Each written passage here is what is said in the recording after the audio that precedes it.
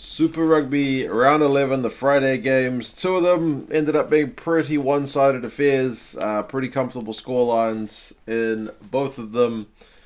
This season of Super Rugby has been interesting. There's been a whole lot of parity, for the most part, with the exception of the Crusaders, and a lot of interesting results. Bit of tension, but this was not one of those weekends. It's not to take anything away from the teams that won. They both played very well, but there was, no doubt who was going to win both of these games, and a whole lot of tries scored as well. In the first one, the Crusaders dominated the Lions. 5 tries to 1, and that one for the Lions was an intercept. Enor started it off, and it kind of set the pace for this game with a try from a line-out move, made it 7-0 after 4 minutes, and they kicked the penalty not long after, so it was 10-0 after about 9 minutes. Scoring at the point a minute were the Crusaders. Going down to Christchurch was always going to be tough for the Lions, and it proved that way again. They did put a bit of pressure on after the Crusaders kicked that penalty. They got the Crusaders to concede, I think, a scrum penalty, and then they had a line-out drive which got another penalty. So they had the Crusaders conceding multiple penalties within their own 22, but they kicked the penalty to make it 10-3. The commentators were a bit critical of that at the time, and it did feel like a bit of a cop-out, but it was a penalty straight in front of the post, so it's kind of a hard one to turn down. Reese scored his first try on 35 minutes, and that made it 17-3. And it was interesting because I like Quokka Smith, and he is a guy with a great work rate around the park, does a lot of things well, but Sevu Reese went straight through him for this one. He bumped him off like nobody's business, and I think, if that's Dwayne Vermeulen, that probably doesn't happen quite in that fashion. So the size thing about Quokka Smith, for all he brings, I think it's that kind of moment that keeps him from being able to cement a spot with the Springboks, and I think it probably will keep him out in future. Like I said, I like him. He's a cool player, does a lot of things well, but size is the one thing that is not on his side. 17-3 at halftime, so the Crusaders, they've been quiet in first halves recently, but they still managed to score a couple of tries. They were comfortably in front. They had 297 run meters to 74 in that first half and were tackling at 91%. The Lions were at 87, but it still conceded a couple of tries. Second half, Bridge went in early from a line-out move, almost on 50 minutes. They had a bit of sustained pressure. It made it 24 points to 3. Enor, not long after, put it back to Bridge, and it was 31 points to 3. Combrink got the intercept not long after that try, so at least it was 31-10, a bit respectable. But then Reese got his second try after a little chip through. It was pretty amazing that he got to it.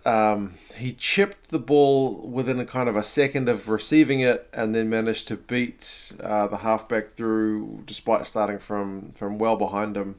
And that made it 36 points to 10. And that was the final score, and that last try was 58 minutes. So there was no scoring for the tail end of this game.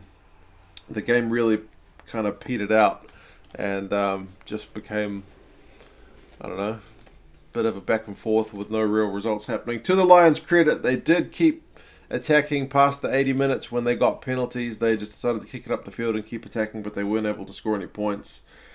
I suppose if you're looking for bright side for the Lions, they did manage to get the Crusaders to concede a few scrum penalties.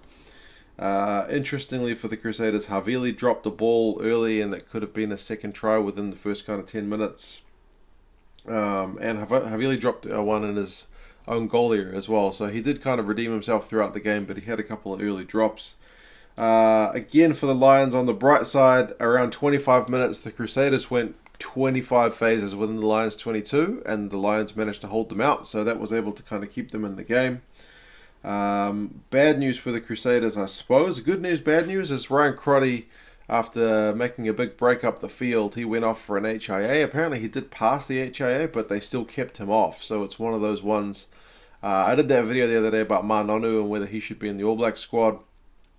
And Crotty had pretty good numbers in my analysis, but a lot of the comments were, yeah, but if he's fit, yeah, but if he's fit, yeah, but if he stays concussion free. And yeah, hopefully he is concussion free from that one. Yeah, that was the game. 36 points to 10. The Crusaders are pretty much looking unbeatable at home right now, especially over 80 minutes. Within 40 teams can kind of keep up, although this one was 17-3. Yeah, the Crusaders just look the business. Imagine them at the World Cup. They'd beat a few teams. The Crusaders are now 12 points ahead of the Hurricanes, although the Hurricanes have got a game in hand. I think they got a game in hand. The Lions are 1 point behind the Bulls in South Africa, but the Lions have played 2 more games, so they are off the pace there as well, despite getting their good victory over the Chiefs last week. Crusaders host the Sharks next week, which is a replay. This was a replay of last year's final. That'll be a replay of the quarterfinal from last year.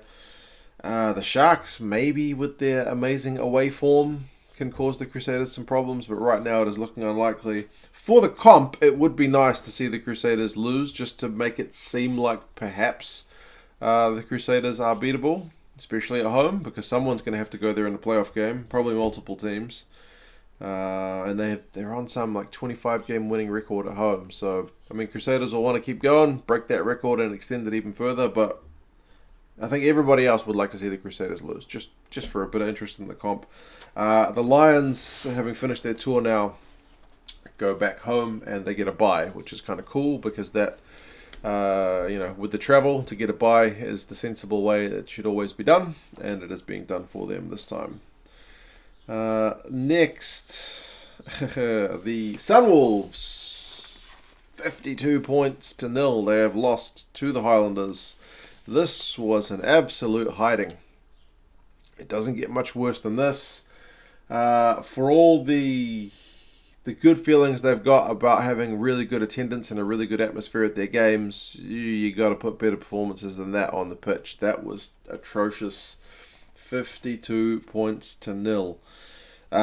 Try scorers for the Highlanders. Franklin went in early with a little 1-2 move from Aaron Smith. To be fair, I actually thought that one perhaps looked a little bit forward, the last pass, but they didn't review it. I don't know if it was forward, but I would have liked to at least seen it from a couple of different angles. Not that it made any difference to the game with the amount of tries they scored. Lomax went in not long after. And that all started from the Sunwolves conceding a scrum penalty, and man, was their scrum getting manhandled in this one as well. Lee got his first try on 13 minutes after a knock-on. 19-0. Josh Ioane got his try after a big dummy that he threw. 26-0. And that's, not even 20 minutes. Coltman got his try just after the half an hour from a big maul. 33-0, and that's how it was at halftime. So they weren't able to keep up a point a minute. Shame on you, Highlanders. But really, 33-0 at halftime. Lee got his second try in the second half from a kick through. 40-0. Rob Thompson got his try from a Dixon, as Ash Dixon line break, 47-0. And then Tompkinson got his try just after the hour from a Gatland cross kick, 52-0. And kind of like the Crusaders game, although not quite as long after that. No more points for the rest of the game. Masarewa did have a try denied from a forward pass. I think from memory, the Highlanders also had one that was denied from a forward from, what was that one with Aaron Smith, atrocious little kick. That one got waved back as well. But yeah, 52-0. That's kind of the Sunwolves of old, not the ones we're expecting to see. It was pretty bad. The Sunwolves were just being cut up early by the Highlanders. I had a look at one point after 22 minutes when it was 26-0. The Sunwolves tackling percentage on ESPN was 54%, which is about as low as I've ever seen it. That's really, really schoolboy stuff. As much as I like watching the Sunwolves and I think they're an exciting team, not when you play like that. The Sunwolves performance was kind of so I guess summarized by the fact that at one point they took a quick tap. Parker passed it to Hutting, and it was forward directly from a tap. Like when they got a penalty, they tapped it and ran. I thought they were doing that too much. Like even at the start of the second half, they were just tapping every penalty they got. Not all, every, but a lot of them when there's still 40 minutes of game to play. So at least try and, I don't know, still play sensibly. The Highlanders were just way, way too sharp. Interestingly, for the Highlanders, they were put under a bit of pressure at times, but they still managed to hold them out. Gatland went off with looked like a leg injury. That's Banks and Gatland now that have injuries, so I don't know what happens if Josh Ioane goes down. They could be looking at a bit of trouble there at their 10 jersey, but yeah, it's not looking good for the Sunwolves at the moment. They're 7 points behind the Reds in the Australian Conference, dead last by a mile. The Highlanders actually move up into third in New Zealand. They're 4 points behind the Hurricanes, who again are behind the Crusaders by a wee way, although the Hurricanes have got a game in hand. The Sunwolves go away to the Reds next week. They will need to play a lot better than that. I don't know what Tony Brown does to rev these guys up, but something is needed because that was poor. Highlanders, maybe things are actually starting to come right. That's 2 on the trot now. Kind of like the Chiefs, perhaps they're going to go on a wee run. They host the Chiefs, so Highlanders are tough at home. See if they can kind of continue some of that form. Remember, this was without Ben Smith. So, yeah. Final stats, the Sunwolves upped their tackling percentage to 62% for the whole game, which is still piss poor. Highlanders were at 83. Turnovers conceded, Sunwolves 27 to the Highlanders 18, and that's despite only having 47% of the ball. So really, man, just handling errors, poor decision making, poor defense, poor. Highlanders sharp. And I mean, I guess you kind of put into context the performance of the opposition, but the Highlanders did a very good job in the circumstances. So yeah, neither of those games was close. We'll see if the Saturday games give us a bit more tension, but either way, the Highlanders and the Crusaders, both the South Island teams, proved themselves to be very slick. Plenty of work to do for the Lions and for the Sunwolves. You guys let me know your thoughts on the games. How did you think they went? And I'll talk to you again soon. See you later.